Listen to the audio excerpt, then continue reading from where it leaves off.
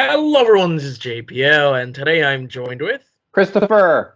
Yes, and we are a podcast name in brackets. Anyway, how are you doing today, Christopher? Not too bad. How about you? I'm doing fine. It's been a couple past weeks, and just a lot of stuff that we've done and watched, and I guess news or whatever here and there. So yeah, let me scroll back and see what we have going on. So, why didn't you tell me? Why didn't I tell you what? I don't know. So we have a post here about Bruce Campbell, about playing the same Spider-Man character. Yeah, that's interesting. I think that's cool because you told me about that, and the fact that they're discussing it, that's kind of cool. Yeah, they might be doing a different character than what the theory was or what the original plan was, but right. At least they're cool regardless. They're addressing that, so maybe that's something fun. You were looking into some subscription service that you accidentally okay. sent So me? here's the thing. So on my in my Discord server that no one has posted in, which is fine because nothing's going on. Right. But basically, I have a separate channel for myself, and I just put stuff in there, kind of like reminders. Yeah. For myself, and unfortunately, whatever window that was advertising, I missed because I saw it at work, and when I go home from work, I'm just like, I'm done, Yeah. But so I just opened Discord and started popping things in there because I thought it was my, little section in my Discord server, and I didn't realize it was you. So I accidentally sent you a few things, which I guess I'm just surprised I didn't notice it was the wrong place. That was just like, oh dang. When you said nice, I'm like, nice what? And I looked like, oh, whoops. That's all. So this is a I guess a Korean or Asian streaming service? Yeah. Okay. That's kind of cool. So I mean, I used it to watch a few things. I don't know if it's up your alley in terms of time right now or content. There's a variety of things. I don't have necessarily like the list of recommendations for you. I mean, I looked into it when you sent it to me. It's like, what's this? Like, why did you send this to me? So I looked into it and it's like, okay, cool, I guess. But I didn't find anything that interested me. So yeah, I bet now I did they had like a week trial that I used. So I bet there would be enough interesting things if I could find them, but I just off the bat, I don't necessarily have a long enough list. Just a week trial for you, in my opinion. Yeah. So Spectacular Spider-Man left Disney Plus, and it's once again without a streaming service, which it frustrates me. It wasn't even there for that long. Well, what's interesting I was seeing is that there was a handful of Spider-Man content worldwide that left Disney Plus. I think the UK lost The Amazing Spider-Man, for example. Okay. So apparently there's some contractual hangups or, contractual crap, as related to Sony. I know the Spider-Man films have just been going around like Netflix and Disney Plus. Hulu, Stars. Stars. I don't know anything about Stars. Neither do I. Yeah, and then I'll talk about that later.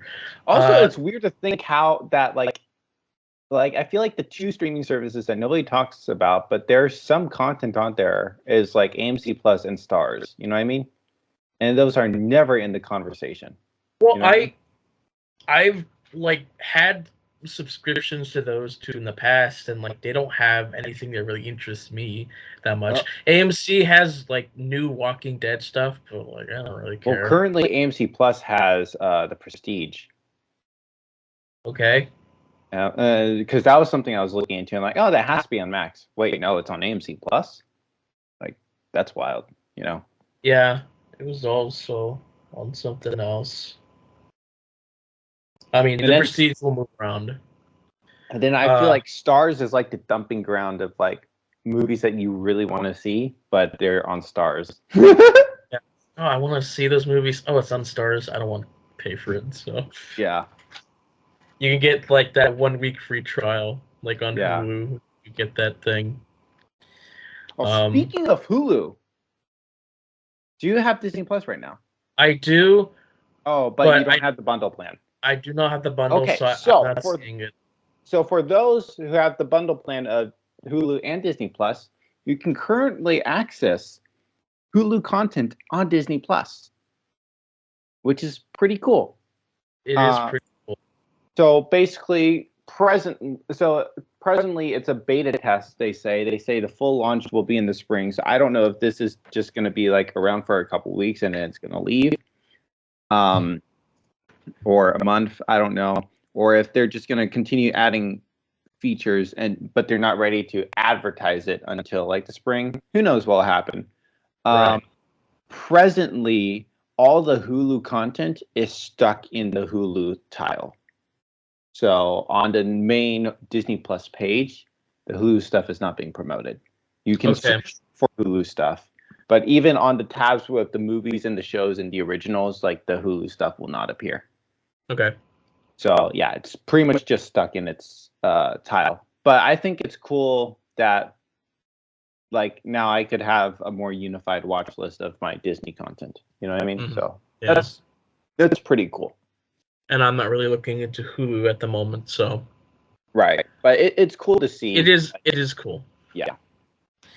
So A24 has a deal with Max where Max will get to exclusively stream their films after theaters. And I think that's the interesting thought because like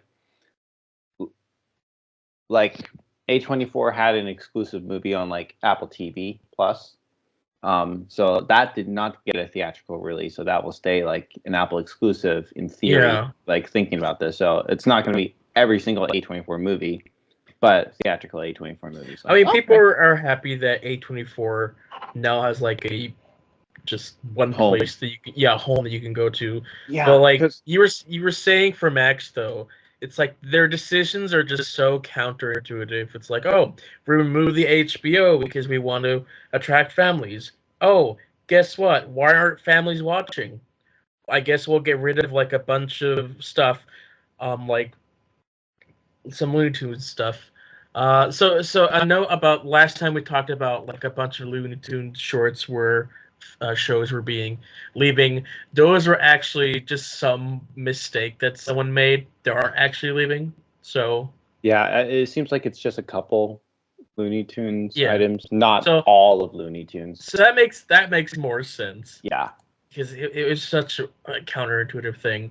But it's just funny that it just adds to the negative press against Warner Brothers. It's funny. But yeah, now HBO Max is now basically just A24 Max. So, like, that's not family. That's not family. But I thought it was interesting because I currently have Paramount Plus with Showtime. And I think through Showtime, it has like a handful of A24 movies. So I'm wondering, so are those all just going to leave Paramount Plus now? In favor for Max? I mean, after their licenses expire, or maybe Max buys them. I don't know. Yeah, I thought that was interesting. Or I wonder how exclusive the deal is. Like, will some movies share different platforms? Like, all A24 movies will be on Max, but a couple, due to licenses, will still finish their time like on Paramount Plus. You know what I mean? Yeah. So I'm curious about that. Yeah. Because like on Paramount Plus, there is like a section like either on the homepage or on the Showtime page where it's like A24 movies, and I think that's kind of cool. Mm-hmm. So we have Deadpool quote unquote leaks. Ryan Reynolds, he doesn't really want people to come across leaks, so he's going on with an advertising campaign to just Photoshop stuff into those leaks.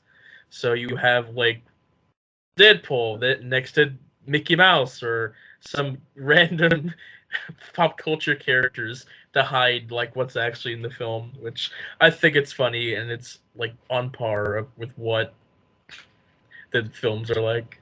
Mm-hmm.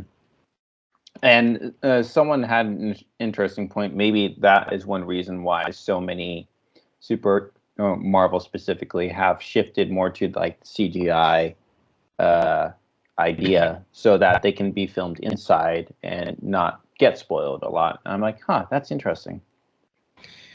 I mean, it's Because also imagine if, yeah, but also like imagine if like Avengers Endgame was shot on location. Yeah, that movie would have been spoiled years before it released. Mm-hmm. And then there are some films that utilize the fact that there will be set leaks, and so they will film in location to get set leaks. I think Joker, that's one of the big reasons why the film did well, is because there's a lot of set leaks that got people interested in seeing the film. Mm. All right, I put this random text thing that said 200 plus and 50 plus. Do you want to guess what those are? No. Okay. So, I have watched over 200 films this year. Okay. Which is, it might be the most amount of films I've watched. Mm-hmm. Maybe. And then I've watched over 50 shows and seasons. So, Serialize had like a little end of the year gift box, and not like unwrapping thing to see how much stuff you watch. So, according to the thing, it says I've watched 60 shows and over 1,400 episodes. I also dropped one show, but we don't talk about that. What show was it? What show was it? Let me take a look at it real quick. Oh, it was Reacher. It was an Amazon show. Yeah, most of my stuff was from animation and sci-fi and action, so that was neat to look at and definitely see. I'm glad they did that because I don't really think about that sometimes. Mm-hmm. And then just some recent news of just like delays and stuff. Skeleton Crew got delayed a whole year. Not because of like they aren't done, but like I guess it's supposed to be like a holiday type feeling to it. Interesting. That it's like, okay, we've missed our holiday deadline to release this year, so they're gonna push it back to like next year, so it has the holiday feel to them. I guess makes sense, but we have to wait. I don't really care about the vibe. I just want to see it. Mm-hmm. And/or season 2 might have been pushed back to 2025. That's still up in the air. Mm-hmm. But we'll see when that happens. Oh, and also a bunch of Hulu stuff is coming to Netflix next year. Yeah. Like Archer, but the thing I'm more interested in is Lost. Finally, again, Lost is going back to Netflix, which I'm happy for. Oh, but like Lost, that's not until like June or July, which is crazy. Oh, that's fine. It's coming. Yeah, that's fine. Regardless. Yeah, it's coming. I'll watch it when it gets there. Maybe. We'll see. I only saw like the pilot, so like now, because like I still have like my access to Hulu is with ads, so now I'm like, I could probably watch it without ads if I do want to watch it. So it's a cool thought, but I don't know if I'll make time for it. Honestly, there's just so many other things I want to watch. Yeah. So yeah, why don't we talk about what we've watched? Who goes first? Let's let you go first. Okay. And honestly, I think that might be a good segue into yours. Yes. Yes. Yes. Okay, so when did we record last? Let me take a look at your diary. We recorded last on the 11th. Sorry. Really? No, the 28th. I was about to say. 27th. So I talked about like Little Mermaid and Soulmate.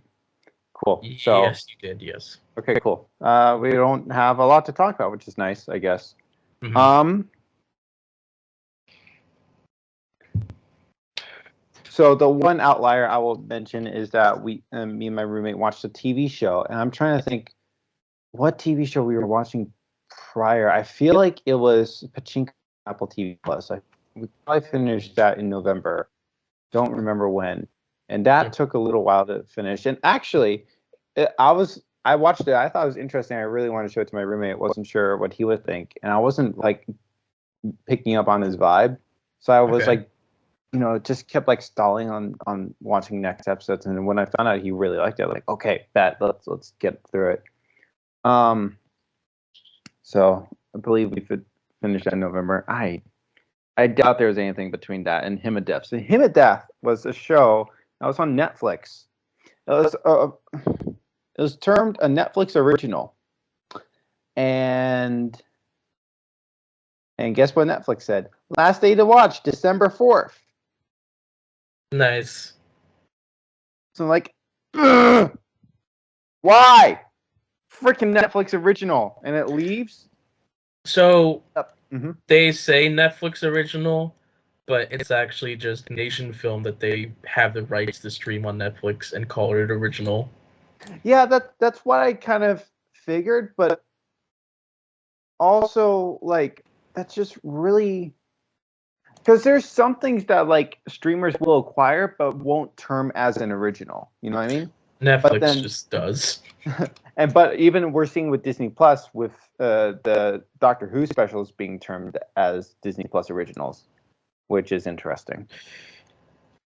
I mean, yes and no. There are reasons for that. But that's a case of what you're saying. Like, since they acquired the rights to the domestic streaming, they're like, Disney But Plus they're original. also putting money into the actual show itself. Are they? Yes. Interesting. So they made a deal. They're helping. They finance the show. They invest in it, so they have a higher budget ish. But then what you're talking about in the case of my show, you're saying that Netflix didn't do that. Netflix does this all the time. Like they will acquire the streaming rights of a show and then call it a Netflix original. Because I thought there was one interesting case on Disney Plus. There's a Korean show called Snowdrop, and that was aired in Korea domestically on TV. Mm-hmm. And that's how we knew of the show, and everybody was kind of like freaking out because it starred a member of Blackpink. People were freaking out, how are we going to be able to watch this legally? And then we find out that Disney acquired the rights to it to stream, but it's labeled as a Disney Plus original. But it seemed like it didn't seem like Disney had a hand in the financing until like the show was done. You know what I mean? If they did. You know what I mean? Maybe. Yeah. I had because it was like I had followed or seen updates about the show, and there was no news about Disney's involvement until the show was about to air on TV in Korea. Okay. So I thought that was very interesting. Anyways, Him of Death, the quote Netflix original. By the way, that's an interesting thing. So Him of Death on Netflix. So it's 3 episodes. So I'm like, we can do it. We can crunch through this quickly if it's just 3 episodes. It's a limited, series. But in Korea, when it aired on TV, it was aired as 6 episodes, which I thought was interesting. But yeah, each of the episodes are less than an hour. Also, that's a very interesting thing. The Snowdrop episodes, those are like an hour and a half. So I thought that was interesting. So I guess an episode would take like 2 hours on TV. It's crazy to think about. Yeah. Yeah. Anyways, Hymn of Death.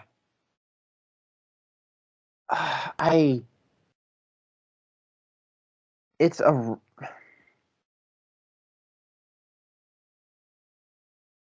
Yeah. It's well done.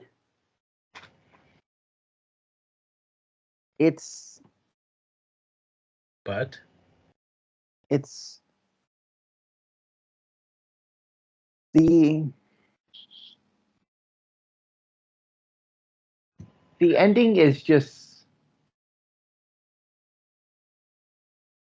because I'm like bordering like, do I talk about it or not? You know what? I think I'm going to, because you're not going to watch it. right. And presently, it I doesn't can't seem like watch it, so yeah. Presently, no one in America can watch it. I haven't done my research if it's hit some other streaming service, so I'll just talk about it. So, Hymn of Death follows, a couple. Yay. But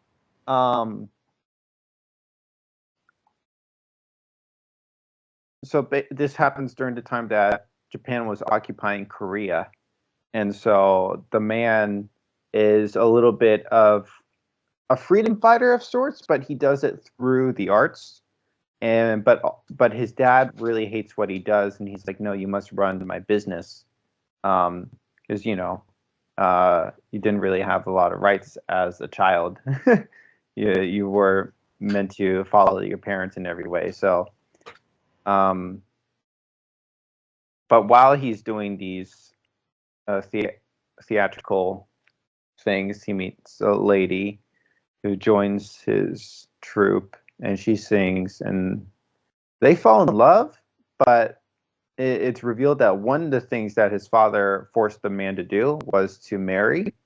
So the man was married, but he didn't love his wife, right? Because it was a right. forced marriage.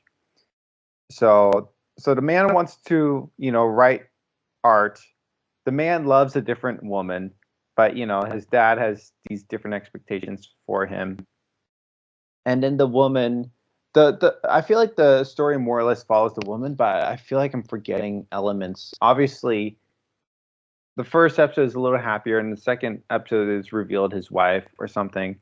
Um, but then, like in the third episode, we see uh, um, more like her struggles. Well, I mean, we've seen her struggles, but more like then, like the public opinion starts to turn against her because she becomes a popular singer, and rumor starts flying about her, and so things are just not going well for her in the public court of opinion. And then the guy, he so basically they're kind of like in rough spots, you know. Yeah. And there've been, in fact, the first scene of the series takes place after the end of the show, but and then they hint to things as things go along. But basically, at the end, they're like, you know what? It might just be better to die. So they jump off a boat together. Okay. And it sounds, obviously the show presents its complexities more, right? I did a horrible job at summing it up. They have some, right. interesting. They have interesting thoughts. I'm not saying they're right. But they obviously have more of a thought process of the decisions they make, right? Mm-hmm. But just me and my roommate, because they show the first scene is basically a boat attendant like seeing the empty room and then going to the deck and seeing the shoes there, and he's like, freaking out. So we knew about that from the get-go. We just didn't know the reasoning. And then so just like seeing their reasoning, and they're just incredibly selfish. You know what I mean? Mm-hmm. Obviously it really sucks what they're going through, but like even the man where he's like, well, to completely disown my father and run away. So like if I ran away, imagine like the guilt he would continually feel about not being present. but he obviously doesn't want to live the life his father has for him. And so it's like that moral dilemma. So it's like, oh, so the way to avoid it is I die. But obviously I don't want to die and leave my woman alone, because they present these opinions at the same time. They're like, oh, we both want to die. That works out for the both of us. We can die together, right? We don't have to leave the other sad. We both want to die. It's just so messed up and selfish, and just, it's a moral conundrum. You know what I mean? Yeah. It was just rough, man. And one of the worst parts is like right before the lady boards the boat, like, she has an interaction with her sister, and that interaction wasn't enough for the lady to like change her mind. You know what I mean? Mm-hmm. Just like how basically selfish you have to be like, you know what? I don't care how sad they're gonna be. I'm tired of what I'm going through. And to be fair, the lady used the money she was receiving. She used to help fund her siblings to get education in America. So she did a lot of things selflessly, but ultimately she took the selfish route in all of it with the conundrums she was facing. Man, yeah, that it was disturbing to say the least. It's not, some violent show or anything. It's the morals that are just really disturbing. Yeah. So it's well done. It's just rough. Mm-hmm. Oh yeah. Yeah. So, Fantastic Mr. Fox. Fantastic Mr. Fox. What do you think about this movie? It's weird, but I enjoy it. Mm-hmm. It has a certain charm to it. Yeah. To be sure. Yeah. It's quite delightful in its own right. Yeah. Yeah. Yeah, I enjoyed it. I don't really. Yeah, it's a little hard to quantify. It's weird. It's different. I mean, But it's Wes still, Anderson. That's yeah. the best way Well, to say. that's my first Wes Anderson movie, basically. You know what I mean? It's a good first choice, It's a good I'd first say. choice. That's what Yeah. I assumed as well. Yeah, there's a coworker had like a watch party at his home, so I'm like, well, great. This will be the motivation I need to watch it. Yeah, so I enjoyed it. Mm. 4 stars. Okay. Then I held a watch party at work. So we rewatched Special Delivery. Or sorry, I rewatched. Not a lot of people showed up, but like they enjoyed it, so that was solid. And then a couple nights ago, I watched Talladega Nights, the Ballad of Ricky Bobby, with my roommate, uh, starring Will Ferrell. I like Will Ferrell, so that was kind of the draw for me. And then also with Chris Nolan quoting it in an interview during the Oppenheimer interview circuit, kind of made me go, "Oh dang! If no one likes this movie, I probably should watch it." It had been on my radar before, but I'm like, okay, that was the push for me. I've seen this film once, Mm-hmm. like years ago, around the time it came out, Mm-hmm. but I remember so many aspects of it. Really? That's just shake and bake, man. He's shaking back. That's I don't know why did that stick with me. That is so funny. Oh my gosh, yeah. It's like I've been meaning to like take a look back at it to see if it's like still any good or not. Mm-hmm. But I think like what I talked about last time. I watched a movie called Old Dads. That's Bill Burr's first like comedy movie, as far as I understand. And you're like, okay, you got a comedian behind it. It should be a good, solid comedy movie. But I just feel like a handful of comedy movies that I've seen, like Old Dads and No Hard Feelings, just don't really hit on the comedy end. And so it was kind of nice going to a 2000s comedy to be like, this feels more like it, like whether it's witty lines or outlandish visuals crap. Like, do you remember when Will Ferrell thought he was paralyzed? no. Okay. basically he thought he was paralyzed, and he meant to prove it to people, so he stabbed himself with a knife, and then he realized he wasn't paralyzed from the waist down. That was the funniest bit. Was this in real life or Talladega Nights? Oh, yeah, as Ricky Bobby, like he stabbed. I thought you were talking about like an anecdote from real life. It's like no, like my bad. How did I not hear about this? No. That'd be pretty ridiculous. But yeah, in the movie, like he stabbed himself with a knife because he thought he was paralyzed. It's like, I'll prove it to you, and he stabs himself, and he goes, ah! That bit, I don't know, I was dying laughing at it. Okay. So on that note, my roommate likes Aquafina. I'm not a huge Aquafina fan. I find her voice a little annoying sometimes. I feel like she could portray a character really annoyingly. Ironically, I don't really think I've seen her in a lot of things. It's basically mostly been Shang-Chi, but I'm like, if like her character was like the main character, I don't know if I'd really want to see that. I could see how she could play like a main character and be like super annoying, basically. And I'm not crazy about her voice. I don't know, just a handful of elements. Like in Crazy Rotations, she's in that, but she has a pretty reduced role. But she's honestly a lot of fun in that. So when my roommate heard about Quiz Lady, which stars Aquafina, I was like hesitant, but she actually plays a very mild-tempered character.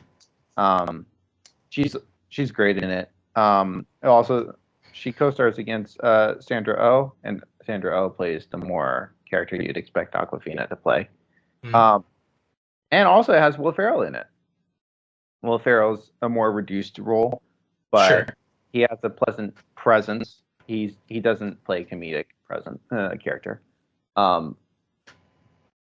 I'll say, especially after watching Old Dads and No Hard Feelings, Quiz Lady was a solid comedy. It's not a great, amazing movie, right? But like for a 2023 comedy, I enjoyed it. You know what I mean? I thought it was solid for what it was trying to be. So it's enjoyable. It has some funny lines. It has some, physical moments. Not a lot. That might have been a little more fun. But also this didn't really give a lot of room for it. So yeah, it's. I give it 3 stars. So it's like I enjoyed it. Yeah. Basically, Ricky Bobby, I gave 3.5. I think Ricky Bobby is a bit of better comedy, but I'm not in love with it. Basically, so yeah. So if you're looking for a movie and you want a comedy and you're thinking about your 2023 list or something, Quiz Lady. It's a decent watch. And then comes the bridge. Yeah, let me go into my section now. That's not the very next thing I watched, but I'm going to talk about it right now. Okay. So that we can finish up your side. But yeah, so last time in the podcast, like near the end, we were talking about like potential things for 2023. We're going to be doing a top 5 of the year over with the other guys. So like that was fun. And we were just briefly thinking about what our list was. And around that time, I wasn't very confident about my list. I wasn't so sure. And so there was a new Godzilla movie that was coming out that was in theaters that I said I was going to go and see. I was thinking, it's like, oh yeah, sure. You seemed a little hesitant to even see it, actually, in theaters. I mean, again, it's costing money to go to the theaters. Right. Also, it's subtitles. It's not a dub. But I was thinking, it's like, oh yeah, it's gonna be like a cool basic Godzilla film. Like I know I've seen enough Toho original Japanese Godzilla films. It's like, yeah, I know what I'm in for. And then I watch it, and it's like, my goodness, just I came out of the film and I'm like, yeah, this is probably best of the year. Like, and probably also just one of the best Godzilla films ever made, which was so shocking. because it's like there's almost 40 Godzilla films out there. Oh wow.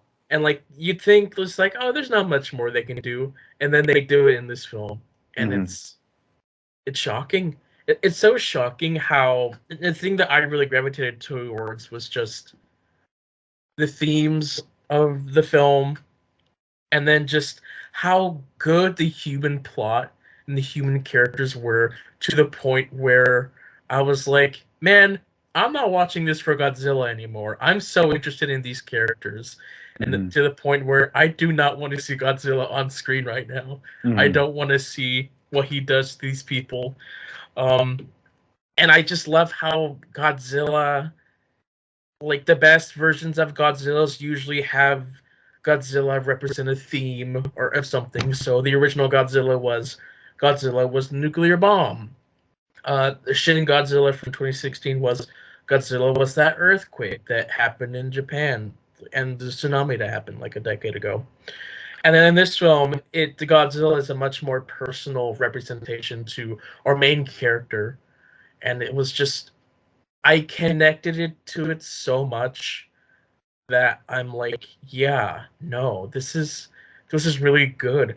And like my emotions were going all over the place, just like Wow. being part of the film. I left the theater, I was exhausted and tired.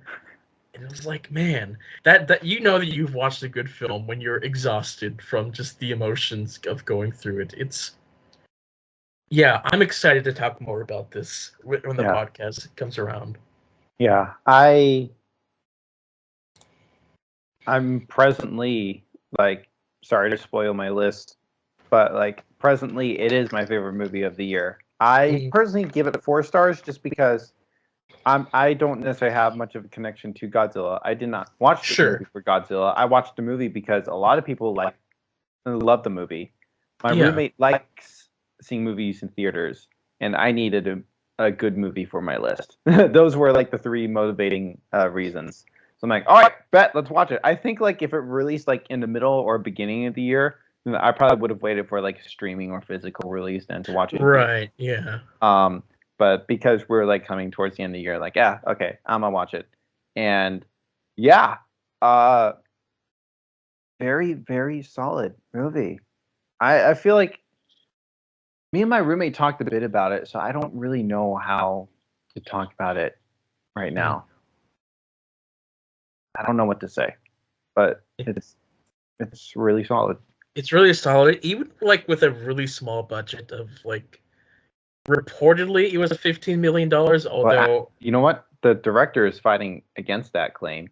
yeah, which like He's seems saying to imply it was much lower, which so. I will say this: I do not truly know, but I will strongly assume that because the movie came from an Asian country, that um, there were people who were overworked and underpaid.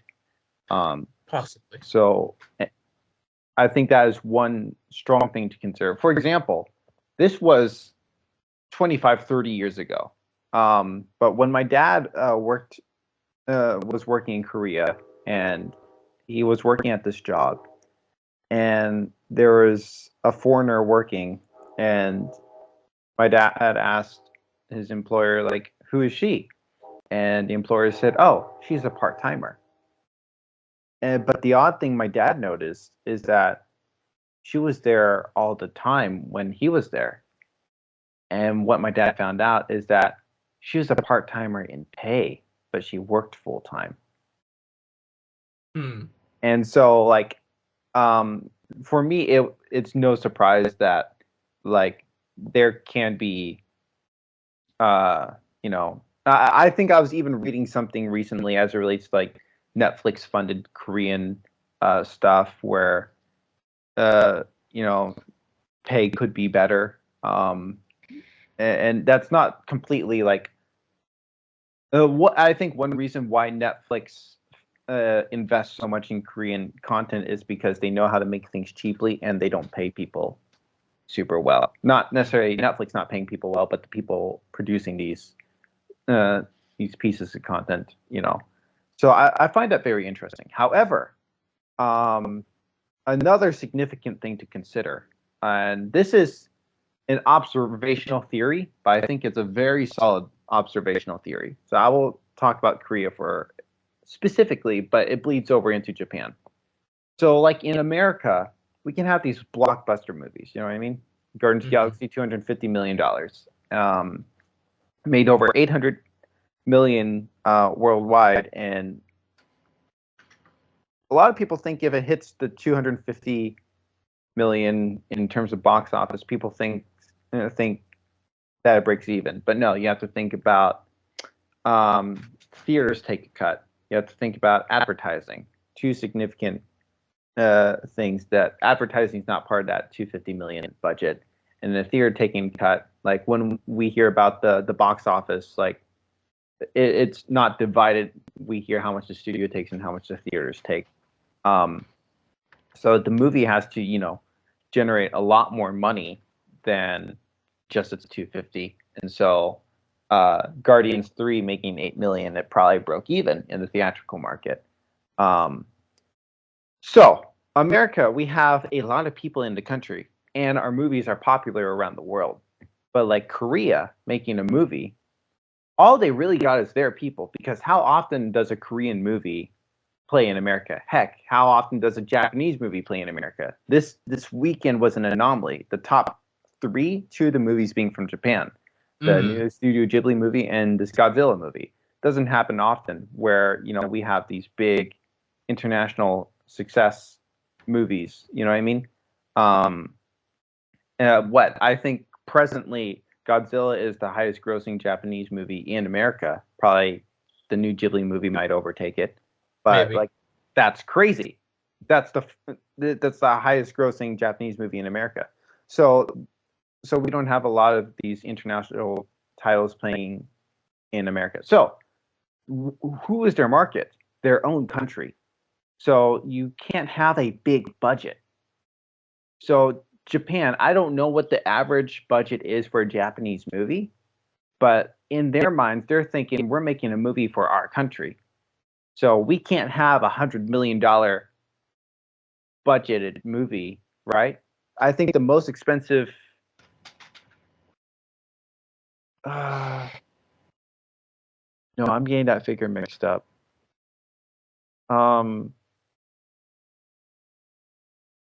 Yeah, I'm getting some numbers mixed up, but like if you, I bet if you look at Japan, but I've looked at Korea, but you look at many of these movies, and these movies are not expensive movies. Like they're probably maybe we'll say $5 million movies. You know what I mean? And give or take, and depends on the movie. But yeah, we throw here in America like I don't know, 50 million for a random movie. What the Jennifer Lawrence No Hard Feelings was, I think like 40 million. I think that was majorly because Jennifer Lawrence took such a cut of the budget. But like you can't have a $40 million comedy in Korea. You know what I mean? Because you're not going to make back $40 million in the box office, or more because advertising and box office numbers. So then when we look at, so I saw some discourse on Twitter, people being like, "There's no way this movie was 15 million." I'm like, okay, let's play this one game.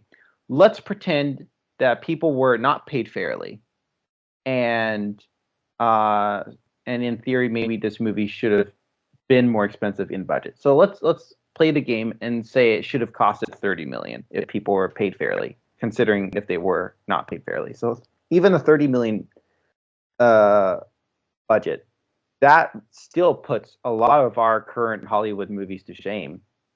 Because there are moments, specifically in the second act with the city scene, where I'm like, this looks like a $50 million movie. I cannot believe this movie was, quote, $10 million. You know what I mean? Sure. I don't know. My train of thought is starting to crisscross, and I'm starting to lose it. But it's very interesting. So like they can't have a big budget, so they know how to budget. Plus, they still work with miniatures as like now it's like a dying art for us. So Like they know how to make like cheap looking buildings that look good enough. Mm-hmm. Yeah, it just. I agree with what you said that there are definitely moments when Godzilla didn't look. Um, There are he some looked a movement little. choices that were kind of off. Yeah, But I thought the most interesting was whenever like his face, like it just was a little too static at times. I felt, sure, um, and then a little blocky in movement, but like besides that, like practically everything else looks so realistic.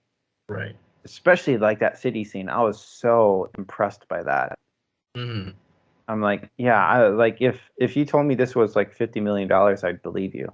But to believe that the director is saying it's probably 10 to 13 million, I'm like, that's crazy. And even if you're to double that number, 30, 25, 20, you know what I mean? You're just like, Right. really? Yeah. That's insane. Um, and so yeah, I was happy that I had like a good film on my list. That's um, okay. I think I have like a decent list going on, but I'm still not 100% on it. There's a couple choices that I wanna like get rid of or move up, and so I've been on a spree of just watching movies that came out this year. On top of that, um, Doctor Who was coming out with their 60th anniversary, so I got Disney Plus. I've been watching those episodes. I also watched Werewolf by Night in the colored version. What did you think about that?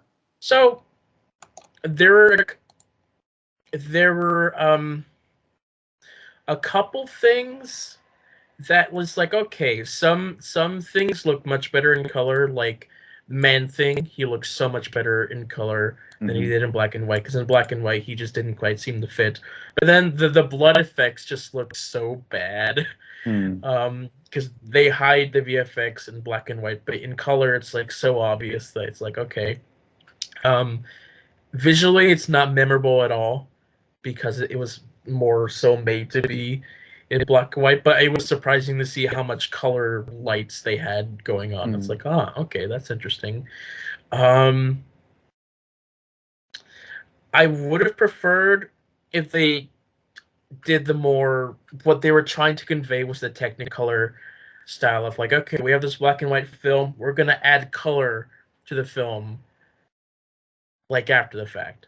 But like that's an expensive and tedious process that's like, oh yeah, that's probably too much effort for them to do. So they just Mm. utilized their natural footage, gave it a little bit of like a adjustment in whatever, and it didn't quite look the same.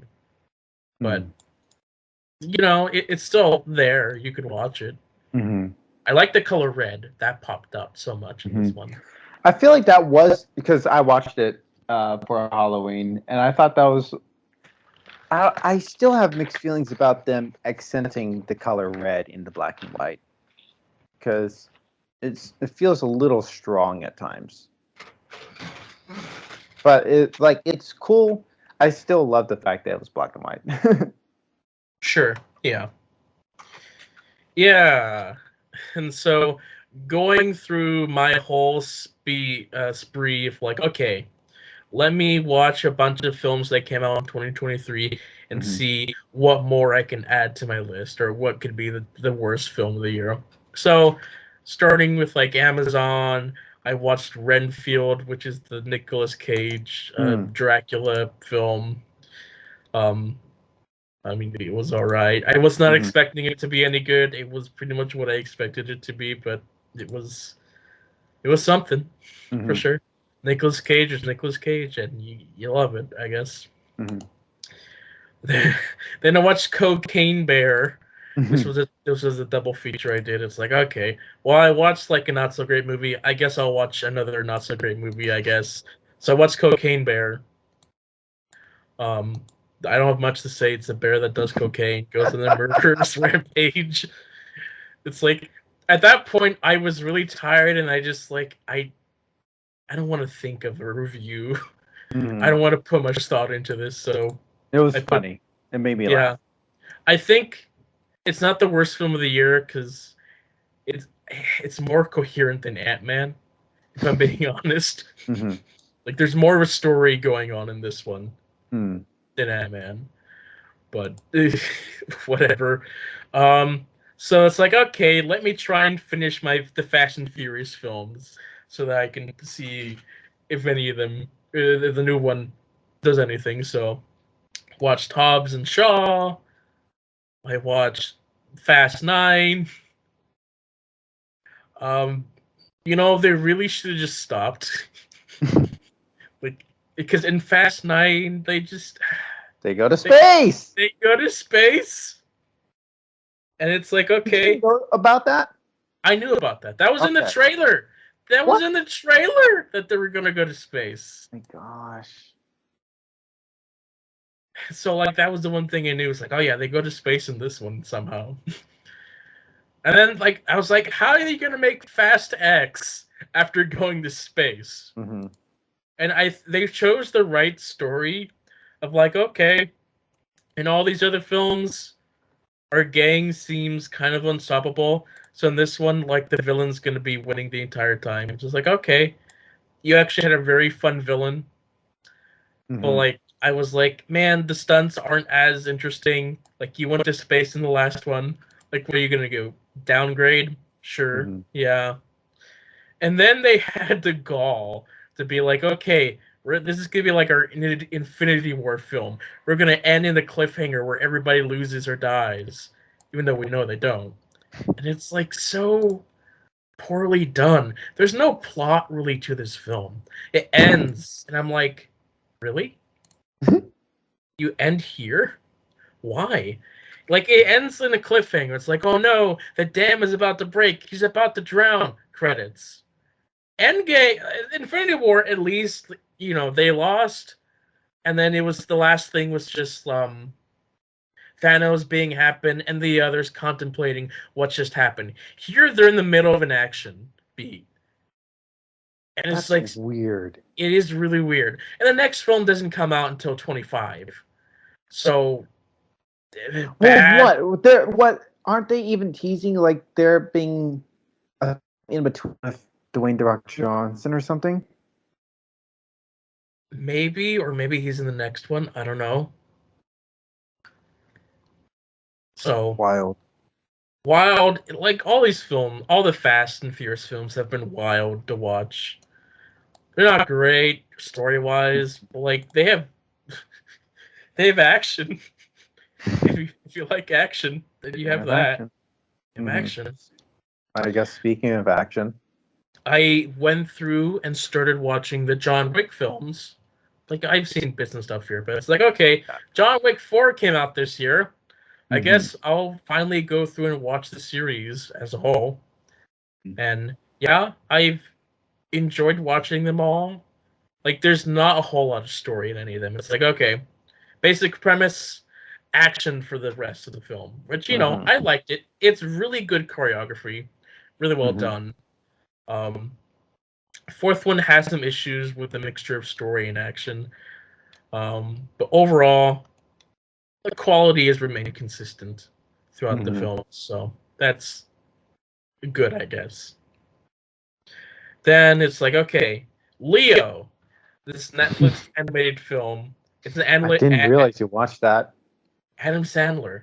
And like I heard people were like, "Oh, this film is better than Wish." I'm like, okay, like it's the secret good film of the year that nobody heard. That was the stuff I was sharing about. It. It's like, okay, I guess I'll watch it. I mean, it's not amazing. It's a sweet film. It's cute, but like, it's also a musical. Like nothing in the advertising said that it was a musical, and when they Mm-hmm. started singing, I was like, oh no, and they were bad. Like they could not sing at all. It was that was like uh the not so great parts of the film. But like, yeah, this is a by the numbers sweet comedy, I guess. But I wouldn't rate it as top cinema. Um, okay, so then I got Paramount Plus because they've been doing the deals. It's like, Mm-hmm. okay, get this amount. So I got the $4 a month ad free, which was cool. So I got Is to it with watch. Showtime? I don't know. I didn't get Showtime, Okay. or if I did, I don't remember. Yeah, that's fine. Yeah, and so we have the new Ninja Turtle films.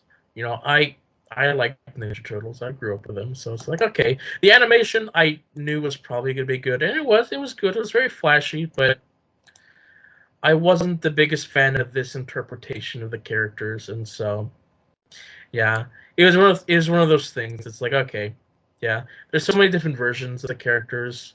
You'll grab onto one of them, and this is just wasn't one that I gravitated towards. So it was okay. Um, then I watched the new Transformers films. Because like, oh yeah, you're like I usually find some enjoyment with the action.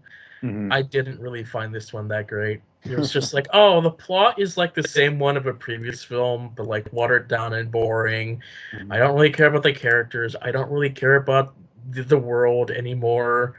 The action was kind of boring, and I was like, man, they really just need to just reboot everything, just clean slate, have nothing to do with Michael Bay, redesign everything, just change the overall feel of the films. Mm-hmm.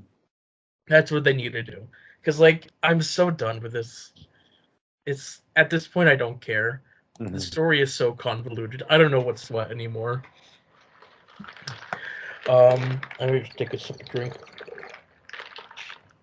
And then recently, Amazon had a film come out called Merry Little Batman, Mm-hmm. which I didn't really care for. It's a Christmas parody of Batman. And the art style is kind of ugly, kind of wild, but the animation didn't really quite fit the art direction, which is disappointing. Because like you'd think like, oh, this wild art direction, you have some great animation. It was just kind of basic and wooden. Um, I didn't really care for this. It's very different from most other Batman and DC stuff, so yeah, I guess. And so, yeah, over on Binging Barbie, we are gonna be doing a little mini series on Beverly Hills Chihuahua. Mm-hmm. And so we've watched all three films. They're not great films, but whatever. And so yeah, I then was like, okay, let me watch some more films that came out this year. So I watched the new Mission Impossible, which I thought was enjoyable and good. And Mm-hmm. here's what I noticed. There's a lot of part one films of this year. You have Spider-Verse Part 1, Fast X Part 1, Mm-hmm. Mission Impossible Part 1. Heck, John Wick was almost a Part 1, I think.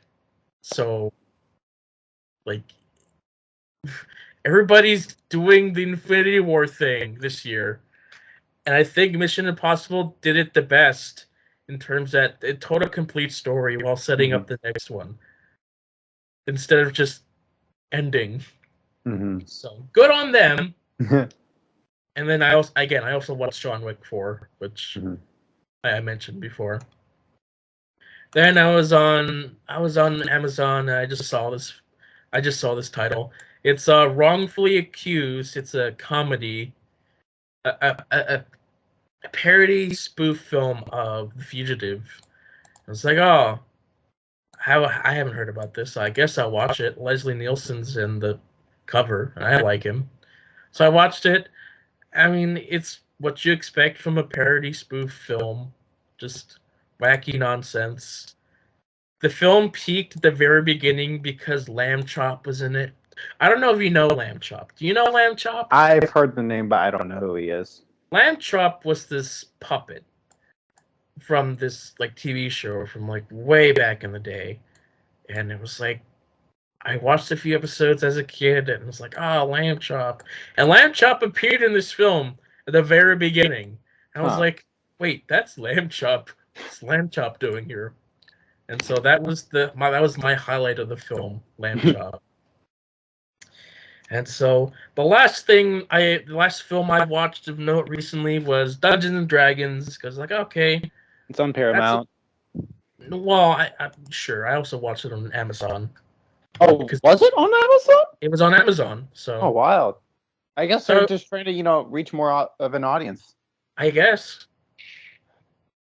I didn't really care for it. It was fine. Hmm. It was amazing, but, I'm still looking to watch more stuff to hopefully just have a better, solid list I'm fully 100% on, so. Oh, yeah. I feel that so much, man. Yeah. Yeah, that's what I'm going to be doing. There's a handful of movies I need to watch, but also, I don't know. Because also, like, I want to watch some Christmas movies, but also, like, it's a strong conundrum I'm in the middle of. Like, Christmas movies, but 2023 movies. Yeah. Ah! Even though we're recording in January, so, like, it's not really a big deal. We still have time, but it's like, Yeah. I'm just trying to get that out of the way. Yeah. But, yeah. A little bit of mental stress. My list looks so much better now, but honestly, with Godzilla, I'm much happier with my list, even though it's not final. I think I just need one more good film, and then I'm like, okay, there. I think I've got it. So I feel that. We'll see. I have a couple Man. more options left to watch, and then Man, I don't know where I can't put go my to the ties. theaters anymore, so like I won't be watching the Ghibli movie, or Wonka or whatever else is coming out in December. But yeah, Would Ghibli be something you do want to watch though? I'll watch it eventually. Okay. I have no idea where I put my tie. I have a tie, and I haven't worn it in so long, so I don't know where I put it. I have no clue where it is. Yeah. I see a goofy tie there, but I don't want to wear that goofy tie. Well, since I also got Paramount Plus, it's like, okay, great. I can continue watching my Star Trek show. So I'm probably, hopefully this year, going to be finishing that Star Trek show that I've been watching for a long time now. Is it? It's not Picard, I guess. No, it's not Picard. It's the Next Generation, which Picard originated from. Oh, interesting. Yeah. Yeah, so it's like, yeah, I've been watching that film for a really long time. Sorry, this show. I'm finally going to complete it. How many seasons does it have? 7 seasons, 26 episodes, 40 minutes long. Ooh. And then, like, I guess that means I'll start the next Star Trek show. And continue on with my next Star Trek phase or whatever. Yeah. So is it $4 a month, or is it $4 for the first month? It's $4 a month for 3 months. Okay. That's doable. Yeah, that's a good doable length. So yeah. So mixtapes. No, I apologize. Can we record next week? Yeah. I really apologize because I was hoping to do mixtapes as well, but we got a company party. I mean, I guess I could show up a few minutes late. You know what? I could. You know what? Yeah. I guess if we take like 10, 15 minutes, I'll show up late. I mean, it's not going to take long. Yeah, you're right. We're not going to take long. Okay, let's do it. Yeah. So, do you want to go or do I want to go first? You can go first. All right. So, do you let's start with September of what you sent me. And do you know the names of the songs or? I'm a mess right now. Could you? I apologize. Okay. So, according to the list, okay, we have Emergency from the Branded, Topper Cliff from. Sorry, what? The band Red. Oh, I heard the Branded, and I'm like, I was confused. Sorry, that's what I said. The band Red. Okay. Kim Sejong. Is that? Kim Sejong, yeah. Yeah, okay. Then we have Sensitive from Lussemble. Heavener from Invent Animate. And then Either Way from Ive. So you also included the music video for Topper Cliff, and I did. yes, that one was. I was like, okay, it's a bride or something, and then the music video takes a turn. Where it's like, okay, she pulls out a gun, Mm-hmm. and then like it goes on for this whole killing spree or something. It's like, what is this? Uh-huh. It's certainly entertaining. Yes. I think this is the song that I enjoyed the most of this track, of this mixtape as well. Yeah. So yeah, that was certainly something. Yeah. Emergency in Heavener, I don't know if I really loved. Okay, actually, Heavener was one of the tracks I was really curious about what you would think, because there was a previous Invent Animate song from like March or something, Immolation of Night. And you kind of mentioned you liking the instrumental. I'm like, so Heavener was a song I was really curious, like, oh, would he like this or not? I think I liked the beginning, or maybe I'm thinking of the next mixtapes. Like, there's a bunch of them that just they Yeah, start I out get with an that. interesting sound and then they transition into their what they're mainly for, and it's like, oh, okay, well, Hmm. now I've kind of lost interest in this.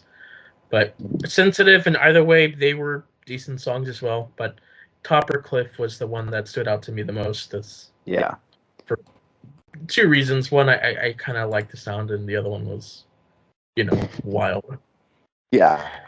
And then for October, Also, sorry, one interesting thing about Kim Sejun. So, me and my roommate had never heard about her, and then one day, like the music video teaser, like appears, and it's like her with a gun aiming out the window, and me and my roommate are like, "What is this?" And we watch it, like, "Oh my gosh, we can't wait for this," because we're just like, "This is so left field. It's gonna be yeah, great." Um, and then we watch a video of her like doing an interview, and she's so happy and so sweet. And we're like, wow, she's. We did not see that coming. It was wild. mm. Yeah. And so for October, you have songs Legion from the Storts Patti project. Stuart.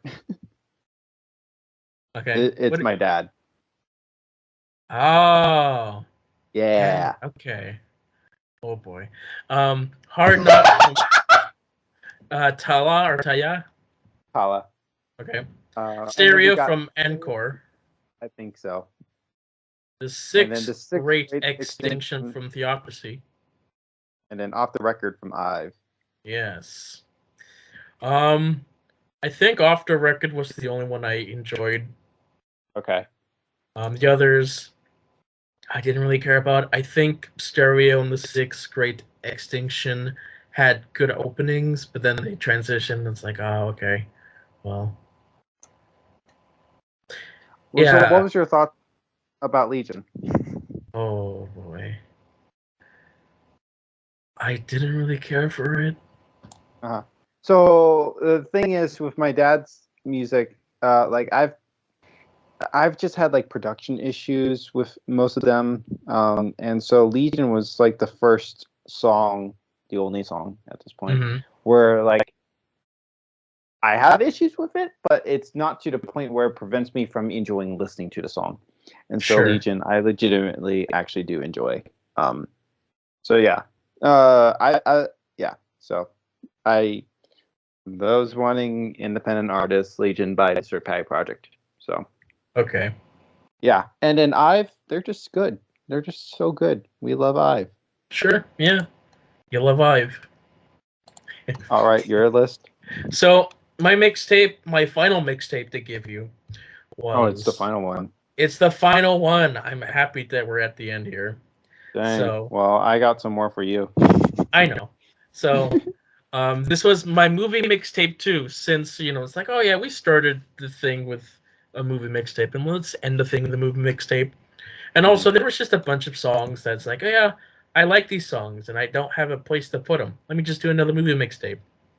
So, the songs are Rey's theme from The Force Awakens, Hedwig's themes from Harry Potter, the main theme from Jaws, Alien vs. Predator Requiem from that film, Godzilla from the 2014 Godzilla, Frankenstein's Monster from X-Men First Class, Schiffrin and Variations from Mission Impossible 3, the Jurassic Park theme, Ministry of Magic from Harry Potter and the Order of the Phoenix, Discombobulate from Sherlock Holmes, The Adventures of Tintin from Tintin, Concerning Hobbits from Lord of the Rings, and Jack Sparrow from Pirates of the Caribbean 2.